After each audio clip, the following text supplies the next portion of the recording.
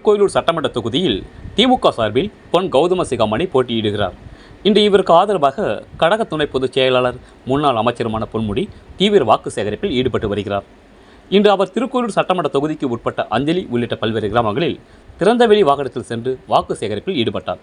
இதில் ஏராளமான கூட்டணி கட்சி நிர்வாகிகள் பலர் கலந்து கொண்டு வேட்பாளருக்கு வரவேற்பு அளித்தனர். ரேட்டு தமிழ் செய்திக்காக திருக்கோயிலூர் செய்தியாளர் ஏழுமலை.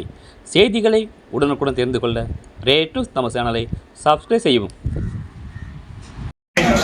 இங்கே பெரும் திரளாக குடிமை இருக்கிற தாய்மார்களே, உங்களை பார்த்தாலே தெரிஞ்சு போச்சு, நம்முடைய சட்டமன்ற உறுப்பினர் பொன் கௌதம சிகாமணி தான் என்பது தெரிந்துவிட்டது.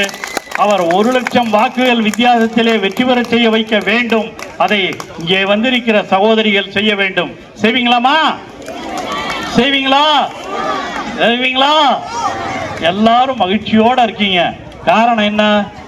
இதுவரையில இல்லாத மாதிரி தளபதி அவர்கள் உங்களுக்கு மாசம் எவ்வளவு கொடுக்கிறாரு? இப்ப 1000 ரூபாய் கொடுக்கிறாரு. அது அவர் வெற்றி பெற்ற உடனே 2000 ரூபாயாக கொடுக்கவிருக்கிற முதலமைச்சர் நம்முடைய முதலமைச்சர். இவ்வளவு சகோதரிகள் உங்களுக்கு பேருந்து இலவசமாக கட்டணமில்லா பேருந்து நீங்கள் செல்லவிருக்கிறீர்கள், சென்று கொண்டிருக்கிறீர்கள். அதே மாதிரி இந்த 1000 ரூபாய் என்பதும் உயர்த்தப்படும், 2000 ரூபாயாக உயர்த்தப்படும் என்று முதலமைச்சர் அறிவித்திருக்கிறார். ஆக இதெல்லாம் நீங்க செஞ்சிருக்கீங்க. இப்ப இந்த 1000 ரூபாய் வாங்குறவங்க கை தூக்குமா பார்ப்போம். 1000 ரூபாய் வாங்குறவங்க இதெல்லாம் எந்த காலத்திலாவது உண்டா? உங்க வீட்டுக்காரர்கிட்ட போய் யோ கொஞ்சம் ஒரு 100 ரூபா இருந்தா கூடியா அப்படிதான் கேட்டு கேட்டு பழக்கப்பட்டீங்க.